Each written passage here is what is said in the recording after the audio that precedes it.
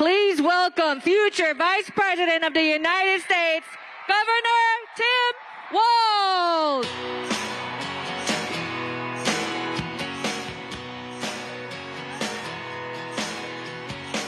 Well, I was born in a small town, and I live in a small town. Probably died in a small town, oh, small communities. All my friends are so small town. My parents live in the same small town. My job is a small town.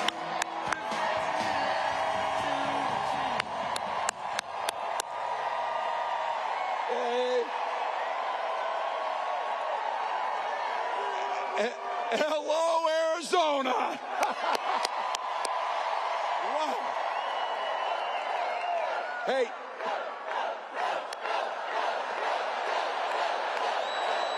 Yeah. Wow. Well, you might have seen a few people showed up in Philadelphia the other night. And then 10,000 plus walked into a field in western Wisconsin. And then on Wednesday, the largest crowd of the campaign showed up in Detroit, Michigan.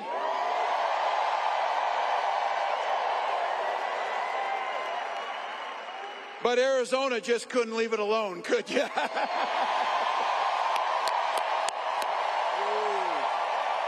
Wow.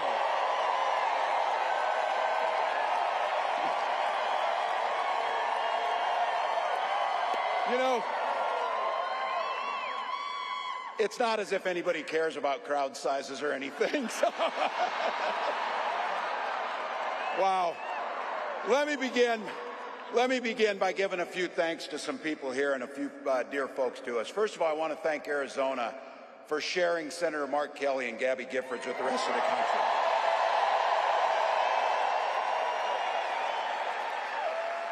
Gabby was a classmate of mine in '06, and they are both national treasures. Thank you, Arizona. Also had the privilege of serving with Congressman Gallego, and I'll have to tell you,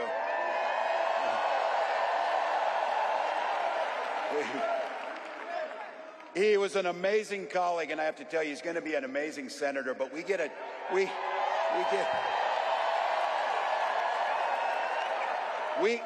twofer with Ruben because we know who is never going to be a United States senator.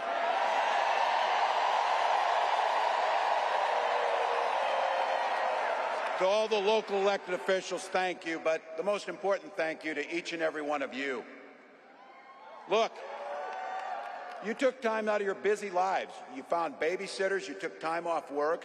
You walked for miles in. Look, I'm a Minnesotan. I'm like a damn snowman. I'm melting here. We walk on water half the year in Minnesota. It's so damn cold. But not you. You came.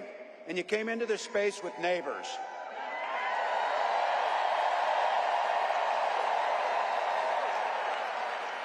And you came here for one beautiful, simple reason.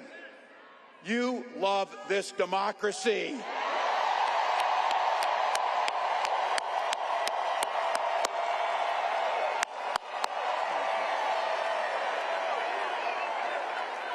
I'll tell you what.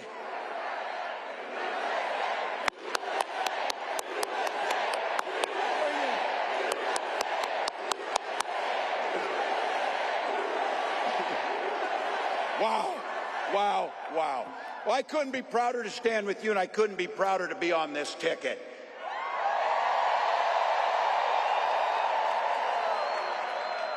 You know what's at the end of this little journey? Kamala Harris as the next president of the United States.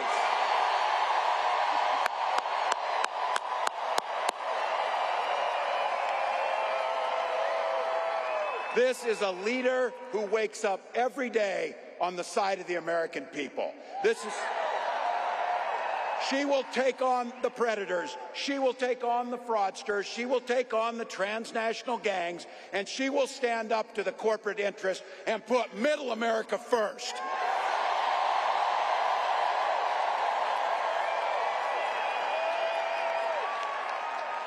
And she's been effective. She's been willing to reach across the aisle no matter what, just to make sure it improves people's lives. And I'll have to tell you, I know a little something about commitment to people. Some of you heard this. I was born in a small town in Nebraska. And we talk about small towns. These are those Nebraskans that moved out here for the winter, so. But look, small town was all about community. My mom and dad, they taught us to show some care to your neighbors, show some generosity, work towards a common good, be a decent human being to your neighbors.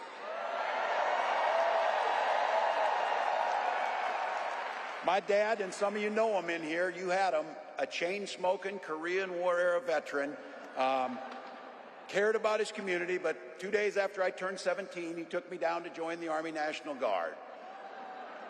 And for 24 years, I proudly wore that uniform.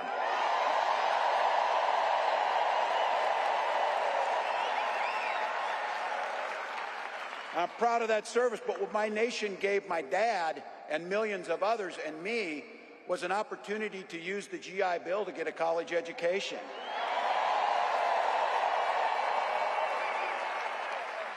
My dad was a teacher. My brothers and sisters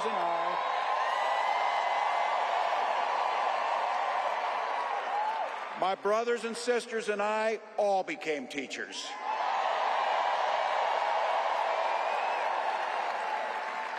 And we married teachers. I had the privilege of teaching high school social studies for 20 years. And you might have heard, coaching a state championship football team.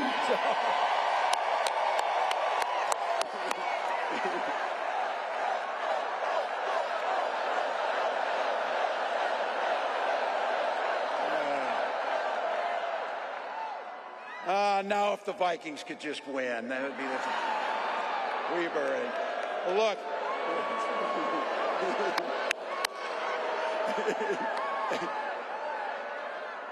That worked better near Green Bay, I'll tell you. So, look, it was my students. It was my students who encouraged me to run.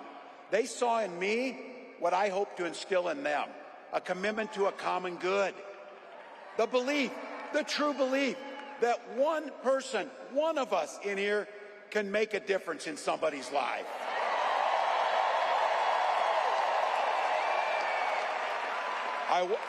I wasn't very politically savvy because I did not know it when I decided to run for Congress that there had been one other Democrat elected in that district since 1892. But my neighbors believed, and they graced me with an opportunity to serve them in the United States Congress for 12 years.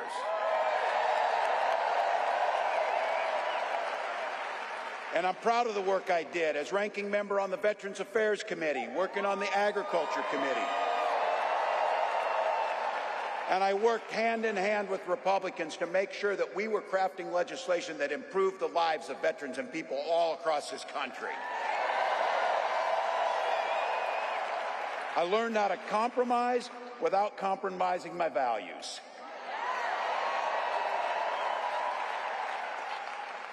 And as governor of the great state of Minnesota, I brought all of those experiences to the challenges facing the state of Minnesota. This idea about a common good, this idea about something bigger than ourselves, this idea of kindness, generosity, and compassion, that this building, which I have been told, by the way, might be the largest political gathering in the history of Arizona.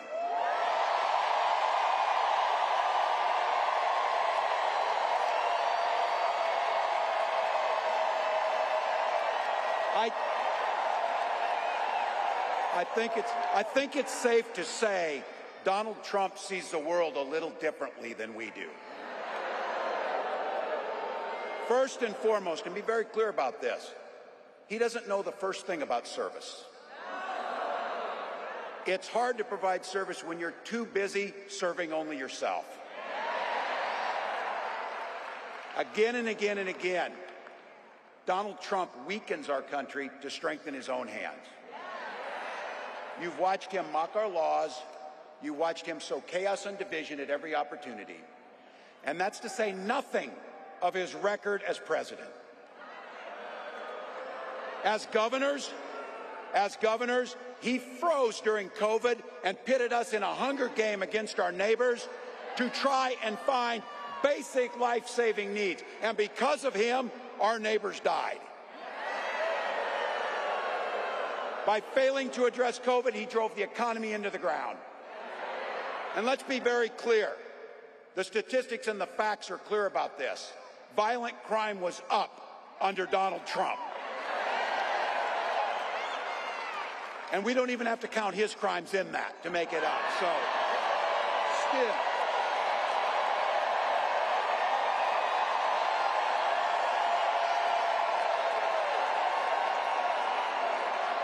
Look,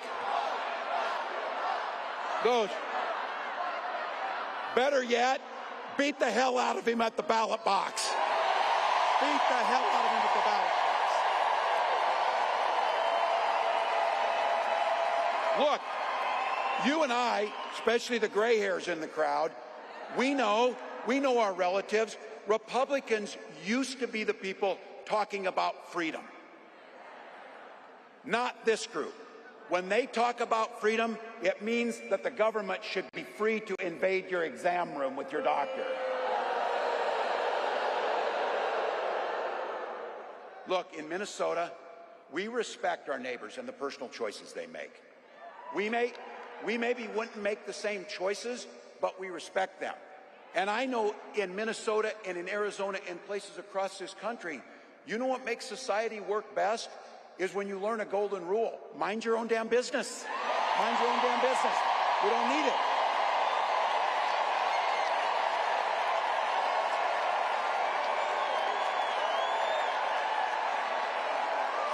I don't need you telling me what books to read.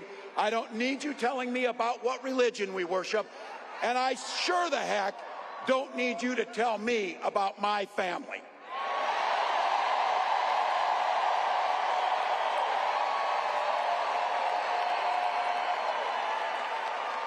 Look, this one's personal for me. This one's personal for me about IVF and reproductive care. When my wife and I, my wife of 30 years, because yes, we share family values, we just make our own damn choices about our family. But when we wanted to have children, we went through years of fertility treatment. And I remember it was like it was yesterday, just waiting for good news. And then the phone would ring and you would be tensed up, and then you would hear that the treatments had failed. It would blot out the sun that you just wanted something so beautiful and so simple to have a child. And then one day, and it wasn't by chance, when that news came and we welcomed our daughter into the world,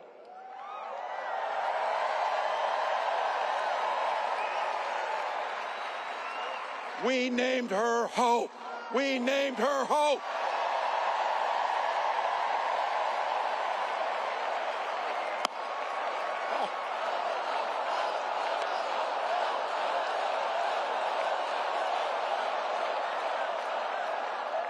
I'm not crying, you're crying. So when Vice President Harris and I talk about freedom, we're very clear. We mean the freedom to make your own health care decisions.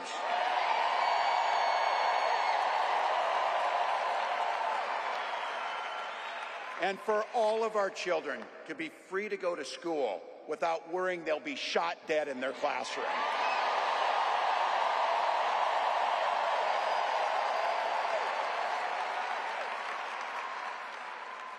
And in Minnesota, believe me, we believe in the Second Amendment, but we also believe in common sense gun violence laws.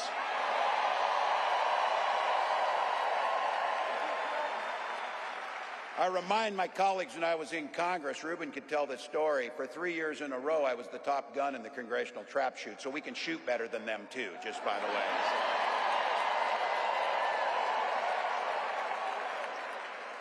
When Vice President Harris talks about freedom, it's when freedom is when education is a ticket to the middle class, not crippling student loan debt. And this building and what we believe in We are people that settle our political differences not through violence, but through voting.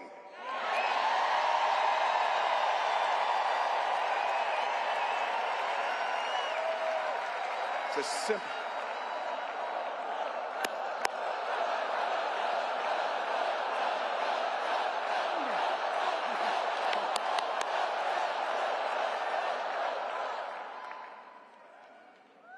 Imagine every person in here is going to vote, and every person in here is going to get 10 other people to vote. And let's just go ahead and not go through this thing that it's so close. Let's just win big, people. Let's just win big. That's our choice. How often you get a choice so simple that this is going to decide the direction of our country? We have 87 days to decide the direction we're going to go. And I've been saying it. We can do anything for 87 days. Anything.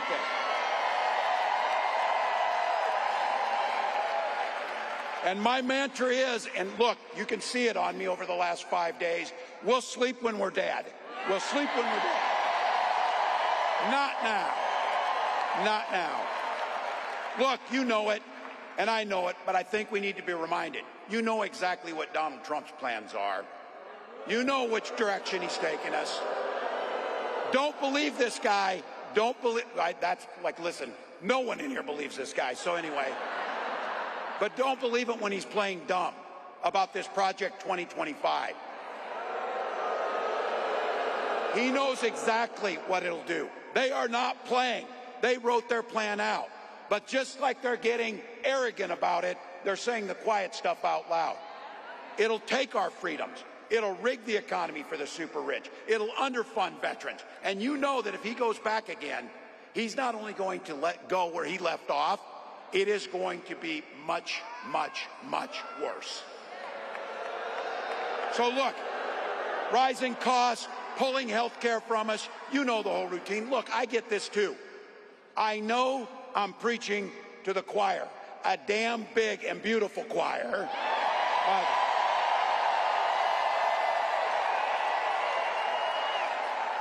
But practice is over, people. The choir needs to sing. The choir needs to sing.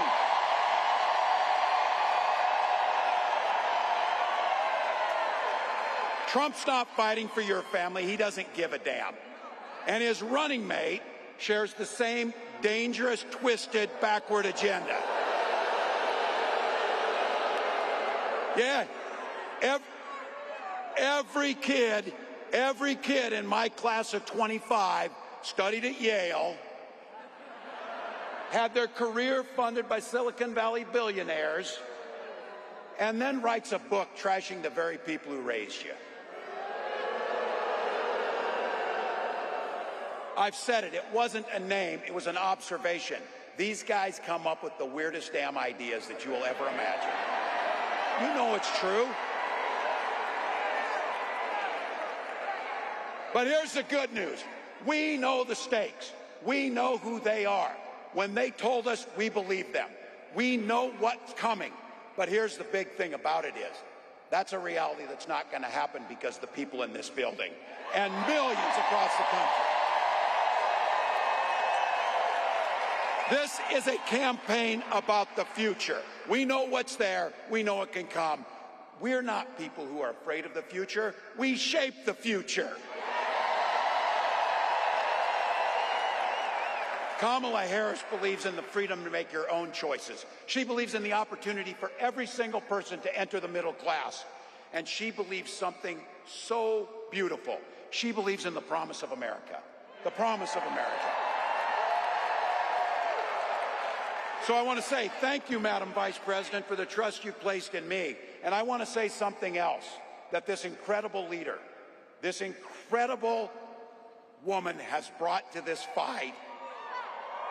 She has brought back compassion and decency and humor and joy to our politics.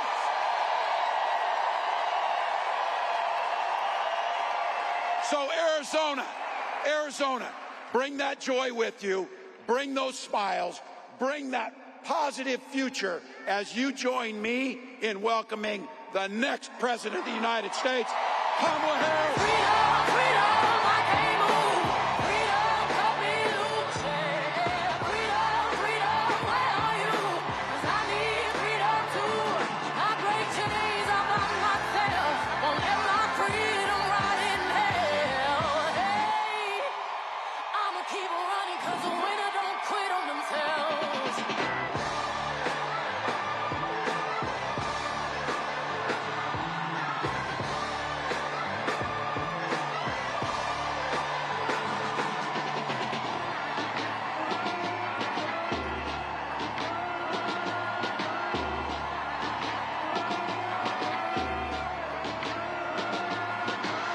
I'ma wade through the waters till the tide don't move. I'ma ride through your borders. Call me bulletproof.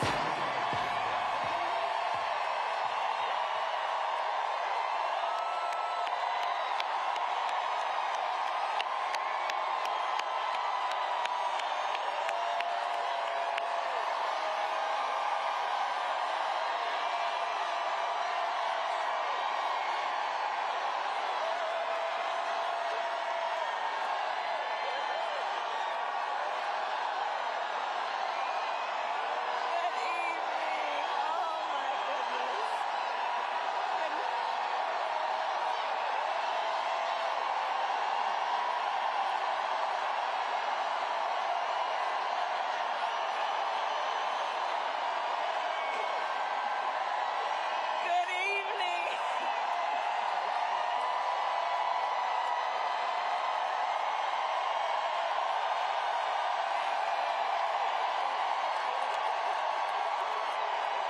We're gonna do this. Good evening. Good. Thank you all. Thank you. Can we hear it for Tim Walz?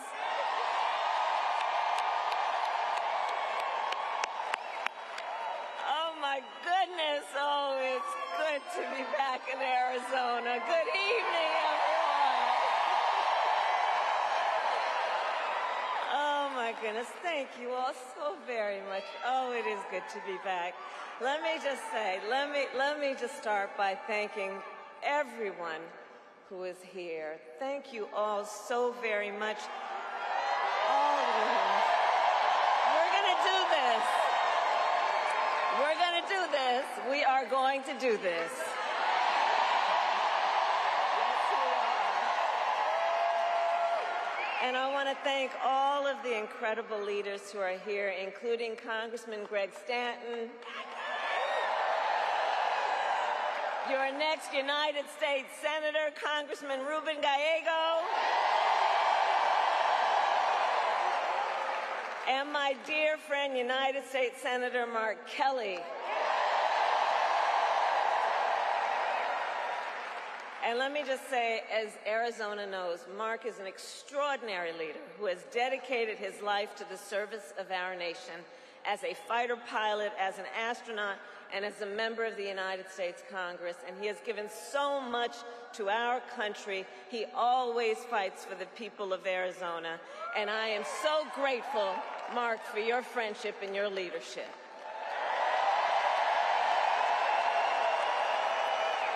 And of course, the phenomenal Congresswoman Gabby Giffords.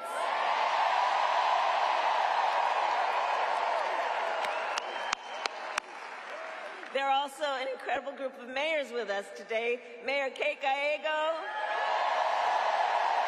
Mayor Corey Woods, and Arizona co-chair of Republicans for Harris, Mayor John Giles.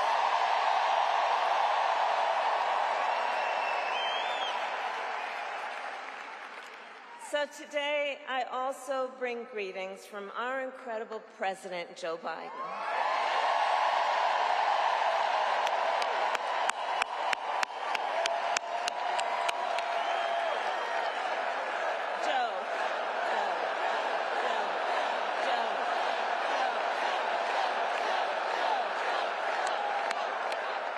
And I know we are all deeply grateful for his lifetime of service to our nation, and we thank Joe Biden each and every day for all he is and all he has done and all he has yet to do. Let us thank him always.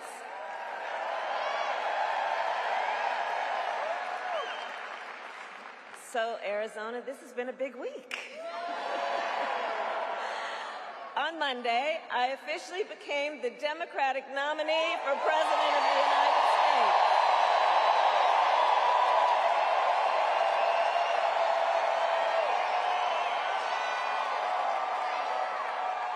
And on Tuesday, I announced my running mate in this campaign, Governor Tim Walz.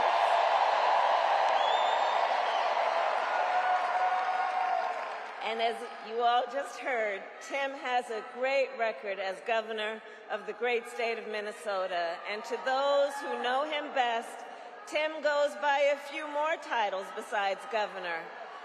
To his wife, Gwen,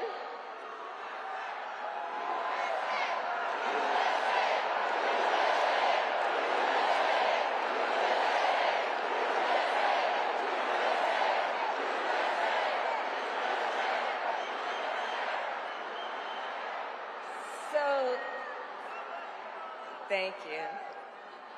So Tim, we know him by governor, but you'll soon get to know his wife, Gwen, to whom, you know what? Hold on a second. Hold on, everybody. Hold on. Here's the thing. We are all in here together. I'm told an extraordinary number of folks who are here together because we love our country. We're here to fight for our democracy.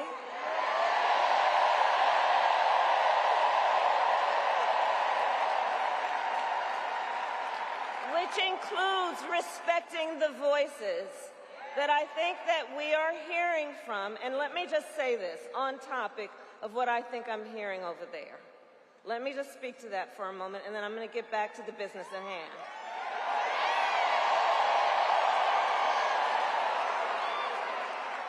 So let me say, I have been clear.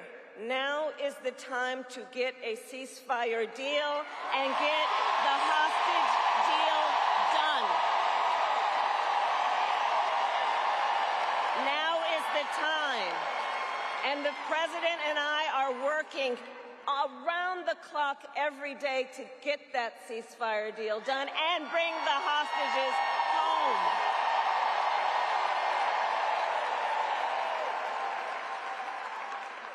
So I respect your voices, but we are here to now talk about this race in 2024.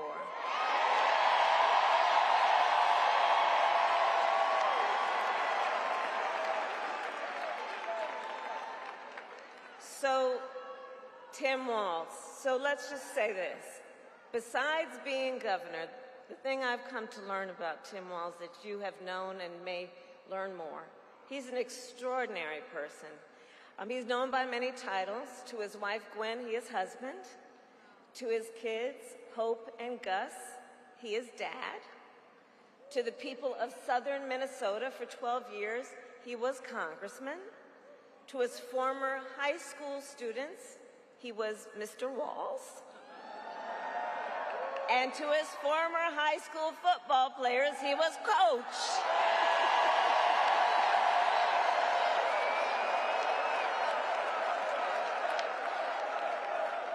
And in 88 days, the nation will know Coach Walz by a new title, Vice President of the United States.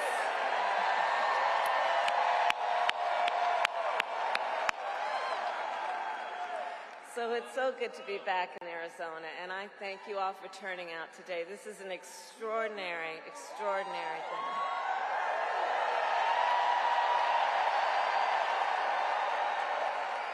And Arizona, I'll also say this, as exciting as this is, we cannot lose sight of a really important fact. We are definitely running as the underdog. We are the underdog. We are out in great numbers, but we got a lot of work to do. And this is going to be hard work, but I know we like hard work. Hard work is good work for all of us. Hard work is good work. And we will do it with joy. And I know we are all clear about what we are up against. As many of you know, before I was elected vice president, I was an elected United States Senator. Before that, I was an elected Attorney General, and before that, an elected District Attorney.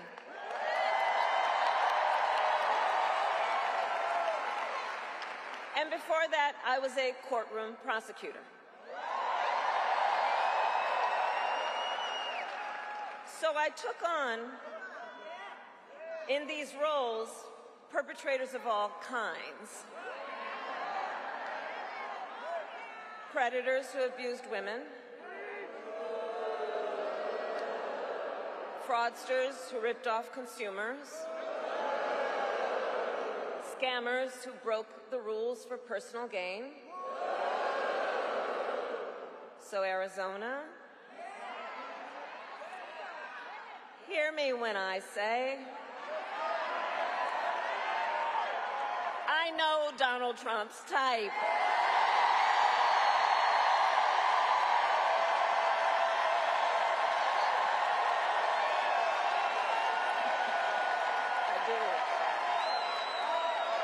In fact, I've been dealing with people like him my entire career.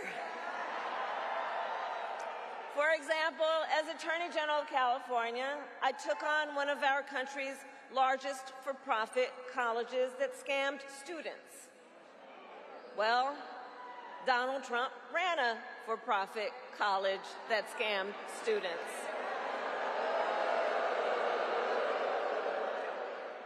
As a prosecutor, I specialized in cases of sexual abuse. Well, Donald Trump was found liable for committing sexual abuse. As Attorney General, I held Wall Street banks accountable for fraud. Well, Donald Trump was just found guilty of fraud, 34 counts.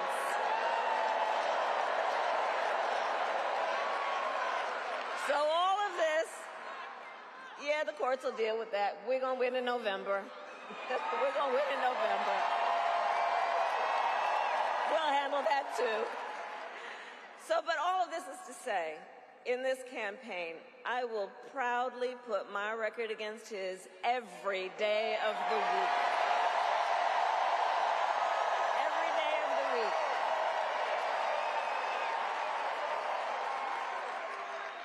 But make no mistake, that being said, our campaign is not just about us versus Donald Trump.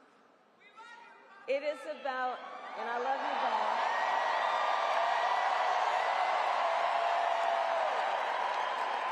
Our campaign is about two different visions for our nation. One, ours, focused on the future. The other, focused on the past. And Arizona, we fight for the future.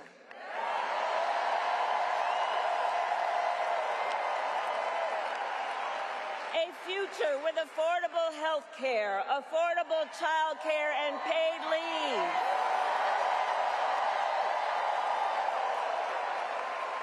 A future where we build a broad-based economy where every American has an opportunity to own a home, to start a business, to build wealth.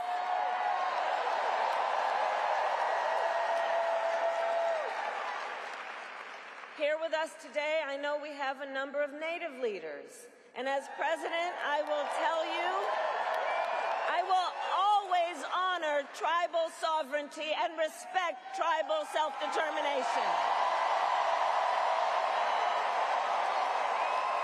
And fight for a future where every Native person can realize their aspirations and every Native community is a place of opportunity.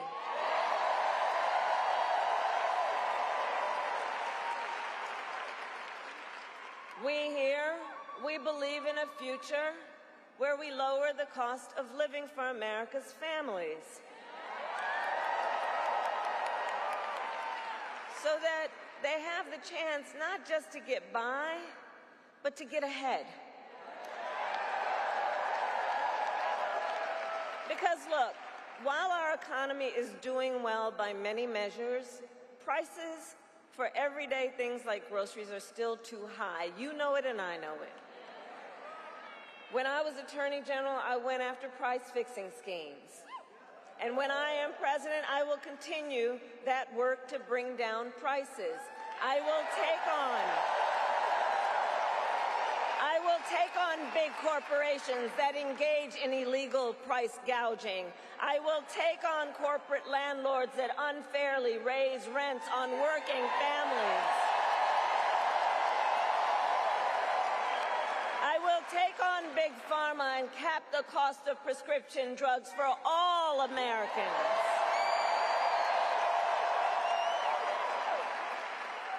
And all of this is to say, unlike Donald Trump, I will always put the middle class and working families first.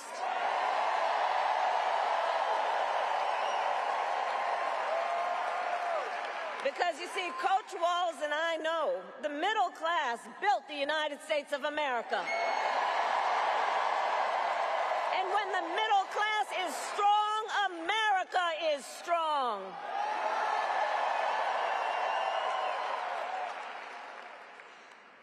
And while we work to move our nation forward, look, Donald Trump, be very clear, intends to move us backward.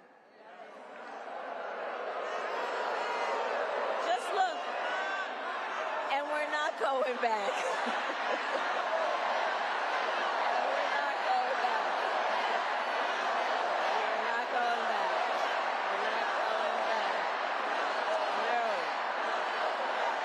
But just look at his, Tim talked about it. Look at his Project 2025 agenda.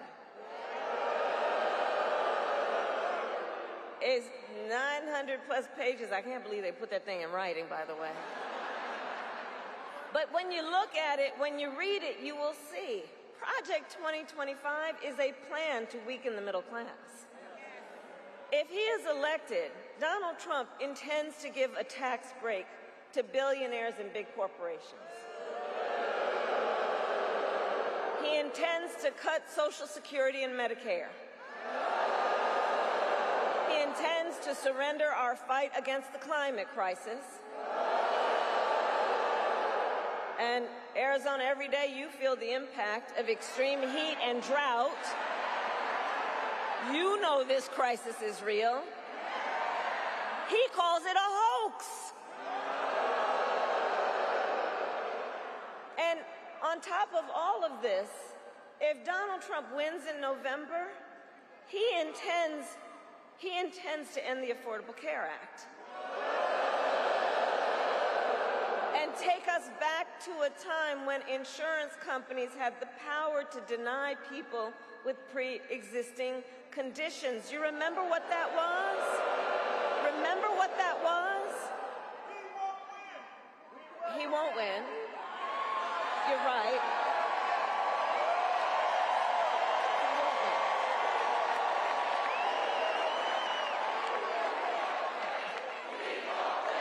We will win. We will win.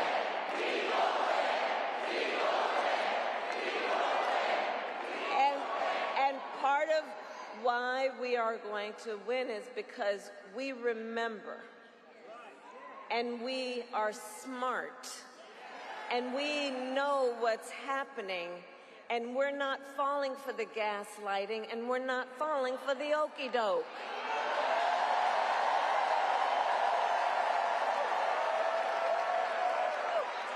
That's why. So look, America has tried so many of those failed policies before, and like we all know, we're not going back.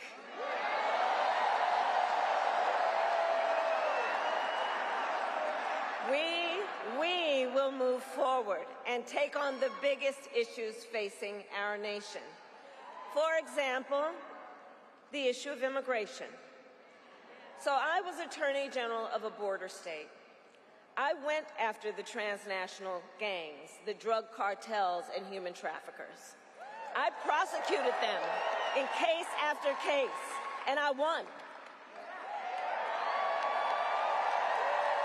So I know what I'm talking about.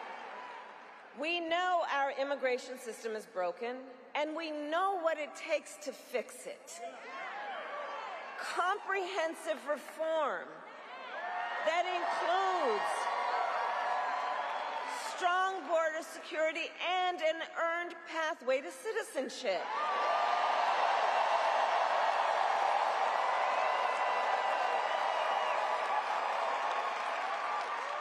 But Donald Trump does not want to fix this problem.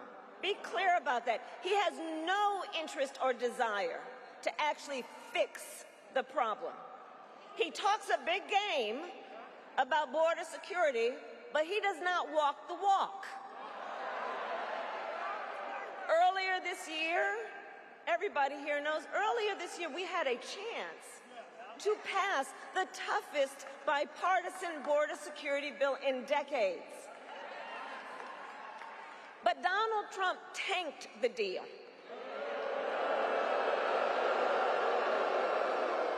Because he thought by doing that it would help him win an election. But when I am president, I will sign the bill.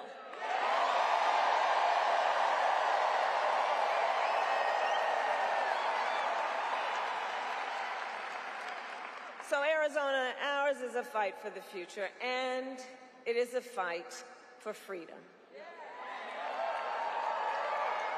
Across our nation, we are witnessing a full-on assault against hard-fought, hard-won freedoms and rights. The freedom to vote, the freedom to be safe from gun violence, the freedom to love who you love openly and with pride.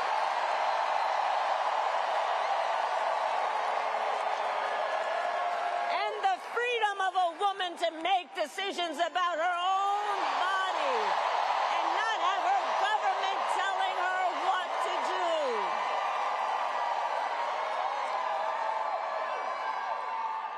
And on that last point, understand how we got here. When he was president, Donald Trump handpicked 3 members of the United States Supreme Court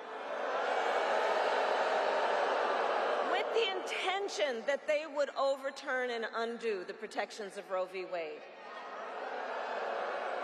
And as he intended, they did. And now, in over 20 states in our nation, there is a Trump abortion ban. Many, like Arizona, with no exceptions even for rape or incest. And just yesterday, in a press conference, we got a fresh reminder of what Donald Trump's Project 2025 agenda would do. It would ban medication abortion in every state. But we are not going to let that happen. Because we trust women.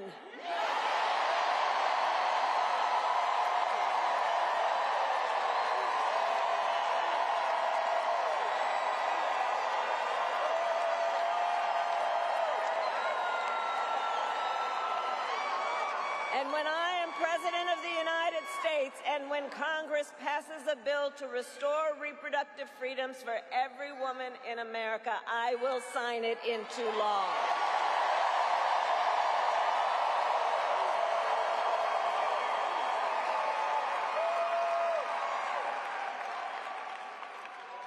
So listen, here's the thing that we all know.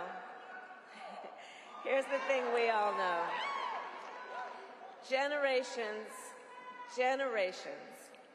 of Americans before us led the fight for freedom. Now, the baton is in our hands. Each and every one of us. So we who believe in the sacred freedom to vote will finally pass the John Lewis Voting Rights Act and the Freedom to Vote Act. And we who believe in the freedom to live safe from gun violence will finally pass an assault weapons ban, universal background checks, and red flag laws. So much is on the line in this election. And understand, this is not 2016, and this is not 2020. You know, this time around, the stakes are even higher. And that's because last month, the United States Supreme Court basically just told the former president, who has been convicted of fraud, that going forward, he will be effectively immune no matter what he does in the White House. But think about what that means. Think about what that means in this election. Think about what that means. He's been effectively told he will be immune if he's back in the White House. Think about what that means when you remember Donald Trump has openly vowed, if reelected, he will be a dictator on day one. That he will weaponize the Department of Justice against his political enemies. Remember that he even called for the, quote, termination of the Constitution of the United States. Understand what this means.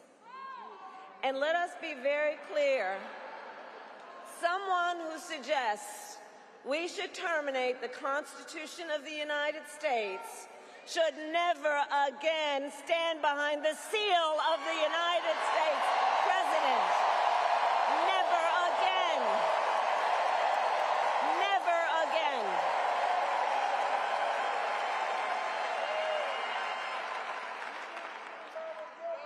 So Arizona, it all comes down to this. We are here because we love our country. We love our country.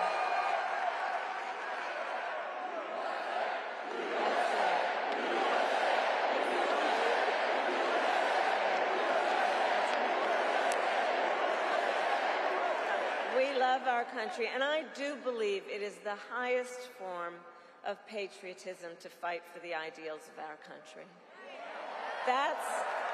That's how we preserve the promise of America. And after all, the promise of America is what makes it possible for Governor Walz and me to be on the same stage together. Because think, two middle-class kids, one a daughter of Oakland, California,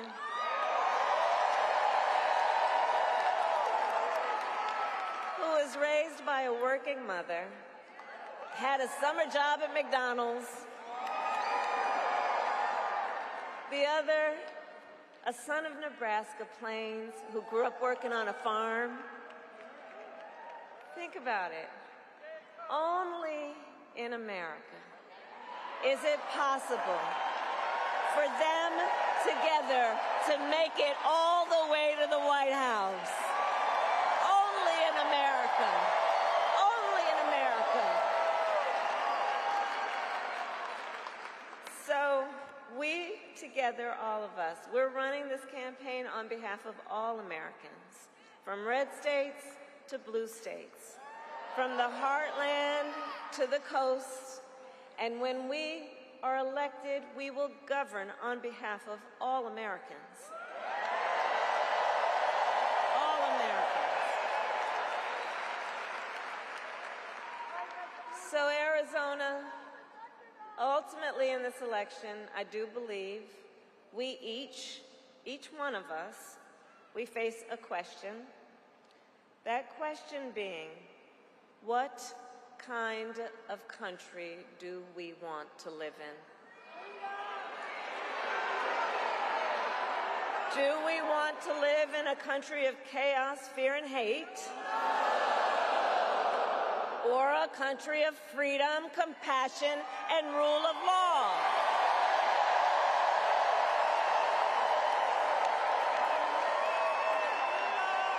And the beauty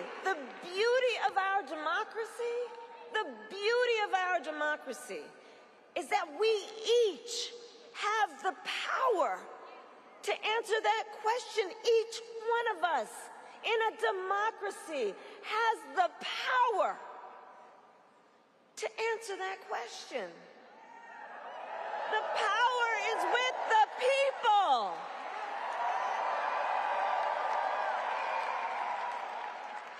And in the next, then, 88 days, we need you to use your power. We need you to knock on some doors. We need you to register folks to vote. We need you to energize, to mobilize, to organize, and to make your voices heard. So, Arizona, I ask, are you ready to make your voices heard? Do we believe in freedom? Do we believe in opportunity? Do we believe in the promise of America? And are we ready to fight for it?